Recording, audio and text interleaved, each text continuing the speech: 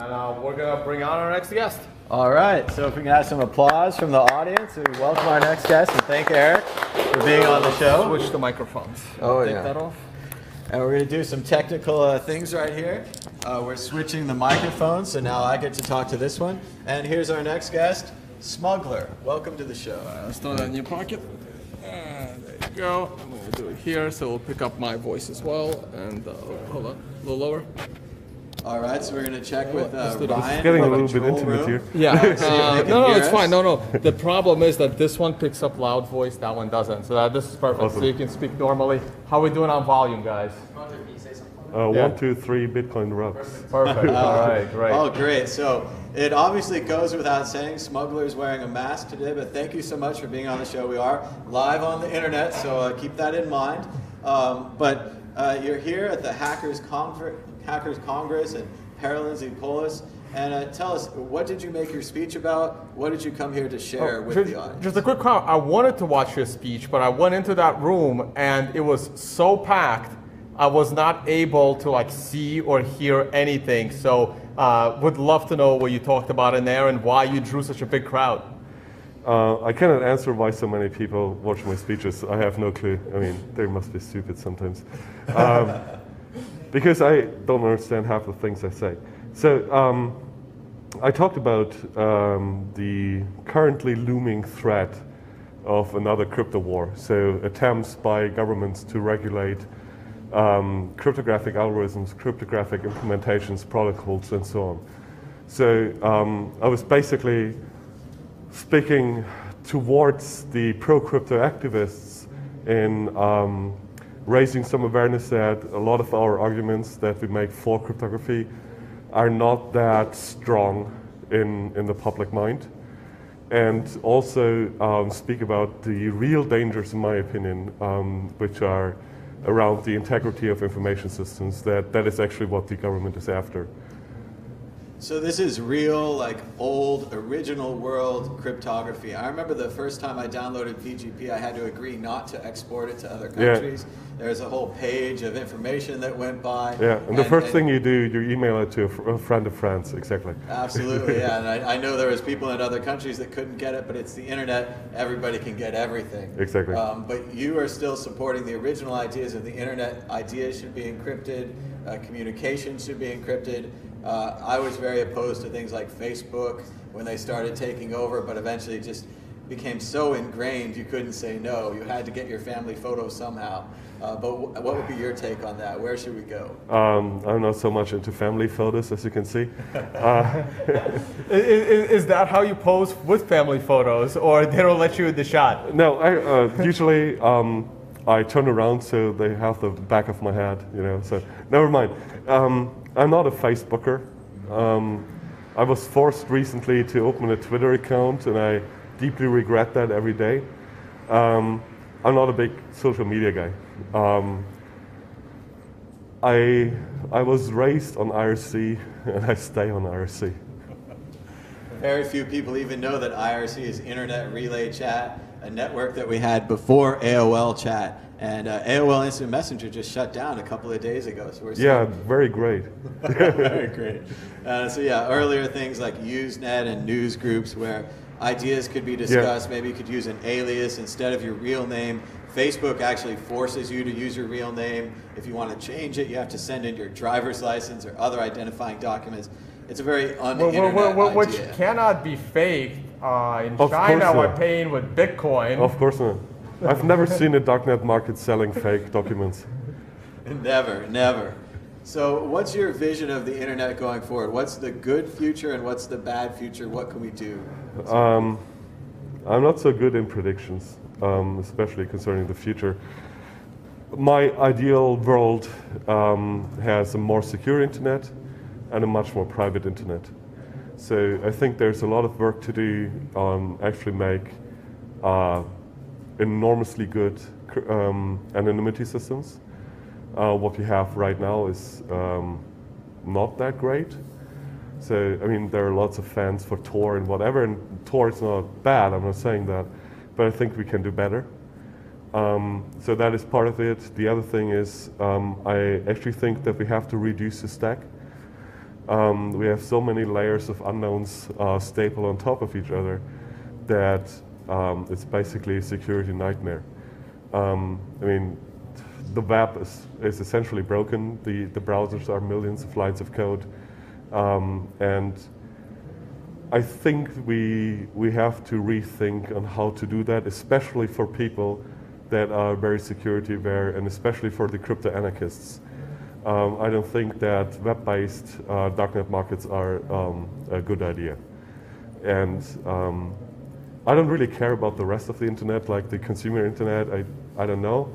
I've never visited it, so I don't know what it looks like. I'm more interested in the dark corners and on the revolutionary aspects of the internet. Let me ask you this, because our viewers are wondering, because they're looking at your outfit. And is this, at the conferences, yes, it's a big venue, you know, you never know who's here, so you are protecting your identity. But when you go back home, wherever back home is this how you normally walk around the street as well? Or because people around your area don't really know who you are, you're just a person that doesn't stand out and is just part of the crowd and you don't draw attention to yourself? Most of my outfit is my normal day outfit. The exception is actually just the mask. And I often wear high collar things, so they cover like the mouth, but they don't stand out as being, you know, you're a terrorist or a robber or something. And it kind of depends on the weather. I always like the winter, because in winter you can dress up however you want, you know, and hide everything you want without anybody becoming suspicious. In summertime, I usually don't wear a face mask because, you know, I can only take so much pain. So you prefer the winter when it's like a face warming mask? Yeah, and it exactly. solves two problems in one. Exactly. That is exactly it. So I should probably live in Svalbard or something where I can wear that all the time, but the internet connection there sucks. Yeah. So. Or always drive a motorcycle. Yeah, but license plates are an issue, you know. Okay, I see. So for this increased security environment, would you be in favor of maybe a second internet that would be secure, anonymous from the start, change things up? You maybe don't have an IP address, maybe you have a randomized address. Would that be the path you'd want to go down in the future? Well, I don't think that the internet in the sense of the network is something that we realistically will be able to change. I mean, IP version 6, I'm not sure if everybody has heard about that, but for decades we're now trying to upgrade to IP version 6, and it works really well, you know. I mean, onboarding people is a hard task. And I actually don't think that the core protocols of the internet are the issue. I think the issues are in the regulatory domains, and they're in the higher levels of the stack.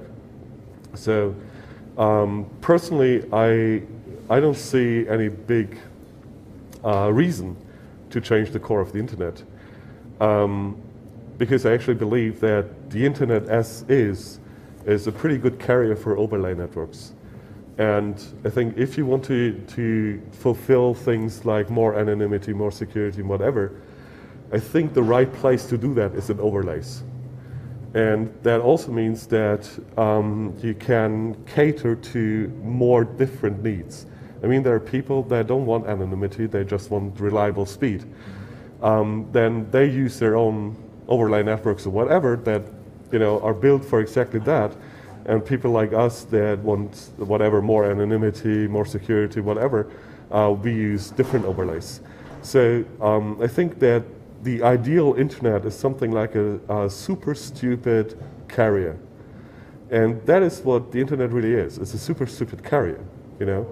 It becomes complicated as soon as you try to put too many features into it, and to solve problems at the wrong layer. And I think we've seen that idea come under attack recently with Verizon and other companies violating net neutrality, sure, which would be a dumb layer, as you said. Yeah. So that's definitely something that we fight against. And sure. I went to the Internet Archive, we kind of celebrated victory on net neutrality, and now, of course, the new administration is being rolled back. I mean, the issue with all these subjects is you're never done fighting. You know, the problem is every day a sucker is born, you know? So there's no permanent victory. And there cannot actually be, because even we learn, I hope, you know? We find out that certain things we did 10 years ago were really stupid, you know? So it's really important to keep your defenses up, to stay motivated, to explore, experiment, whatever, and not think that we ever found the ideal solution, you know? That would be totally boring anyways, you know, so. There'd be nothing to do if there were no problems to solve, I agree. Although from an IT perspective, I love it when there's no problems to solve, because I can just relax and not have to worry about things. But going back towards the idea of maybe Internet 2 and some of these privacy currencies like Monero and Dash and Zcash, a lot of people have lauded them and saying they're going to be the solution going forward, but I worry that if you only have, you know, for lack of a better word, criminals using the network, it's just you're mixing your transactions with a bunch of other bad transactions. Do you support any of these privacy currencies, or are you more into Bitcoin? Oh dear, that's a bit of a big question. I'm actually a fan of Monero because of the spirit of Monero. Sure. So rock on Monero. But when it comes to what the future method should be, I have a vision, and I know that it will never happen. You know, so I don't really have. If you make it public, your vision will happen. And no. You're taking major risks here to wear the mask and come out in public. So I know you must have an important message, something that you want to get across, and I want to help get that across to the audience. So and that's the wrong assumption why the people flock to my talks. No, my personal vision is actually, I don't think that cryptocurrencies or blockchain-based cryptocurrencies are the end game. And I don't think that their best place is in person-to-person transactions. However, I think that they're extremely great as a settlement layer. So I'm actually, my vision, if that is ever realistic to implement, is a totally different question, is I would like to see a means by which blockchain currencies can be used for bonding overlay payment systems, where you can basically free float with whatever you do in the overlay. Same thing as with the internet, you know, have something that is as stupid as possible that caters to exactly every need because it defines so little, and then do the more interesting things on top of it. And so I've been in digital currencies before there was the blockchain, or the thing we call the blockchain now. And we were talking about stuff like untraceable digital cash, which is enormously cheap and provable secure. And it just has this little tiny issue of issuer risk. So if we could use the protection against issuer risk that modern cryptocurrencies provide, and combine that with blind signature DBC systems, then that would be a great world, you know, because untraceable, super fast, super cheap payments, but a guaranteed settlement layer. And the problem, I think, is in many cryptocurrencies is that we're trying to do too much and to define too much. Instead, I really wait for the day where we build a cryptocurrency that is aiming towards the internet. You know, it's like just a dump layer. And these are certainly the hardest problems to solve. Without a centralized issuer, you have to have decentralization, and you have a blockchain, and you have all these various levels of complexity, and it keeps going harder and harder. Right, but the thing is, as soon as you have bonding in blockchains, or two blockchains, then single issuers are not a problem anymore because they cannot run with your money, you know? And you can audit their protocols, see if they're honest, and so on and so on. And if they screw with you, you know, you just withdraw your money and go away. So the thing that blockchain-based cryptocurrencies bring you is no or less issuer risk, or distributed issuer risk, to be exact. And if we were ever able to create a blockchain that allows you to have an overlay with no assumptions, that would be the thing to go for. But I have no clue how to do that. You know, don't ask me. I don't know. I do think it's important to put the question out there, because a lot of science fiction just started with people describing their ideas. Arthur C. Clarke wanted to go to Mars, Star Trek wanted a communicator, and now it seems we have one. So if we can put these ideas out there, maybe people smarter than us can work on them. I know Gregory Maxwell had a great idea for confidential transactions. Part of the problem with Bitcoin, let's say I have $1 million, I don't, but if I did, and I send it around, you'd be able to pretty easily see who has $1 million in crypto, who's sending it around. So Greg's idea was to mix it somehow, which sounds great to me. Yeah. Well, the thing is that pretty much all the anonymity tech we put on blockchains these days are not very... Hey guys, we're live on the internet, so thanks for making noise. Sorry about that.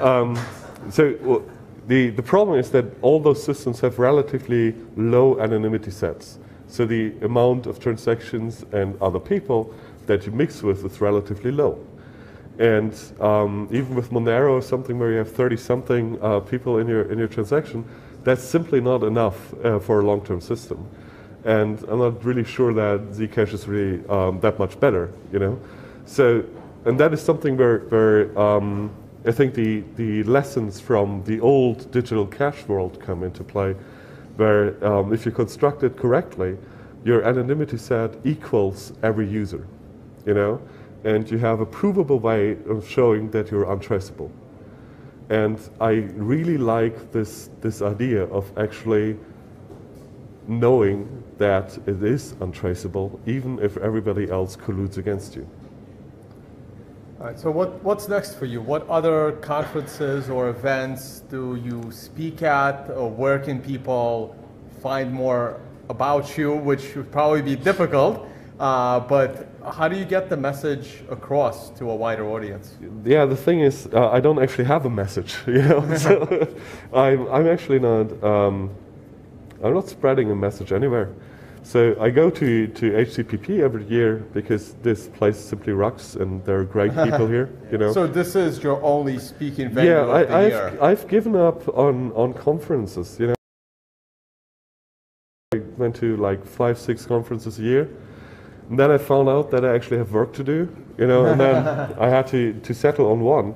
And HCPP is like the conference I always wished for, and now it's there, you know, so that's why I'm here. Well, thank you for coming out. I have to assume you own a Trezor for the safe storage of your crypto, and this one will match with your outfit, being a black leather case. Awesome. For your Trezor, courtesy of Crypto HW Wallet, which was our sponsor for this live stream. And thank you so much. I know you hate Twitter, but do you want to announce your Twitter account where people can follow you? It's up to you. I think it is the Real Smuggler. The Real Smuggler. At the Real Smuggler. Thank you so much, Smuggler, for You're being welcome. on the show, and thank you for You're coming. welcome. So much, thank man. you. All right, applause. Yeah, we got a whole audience here.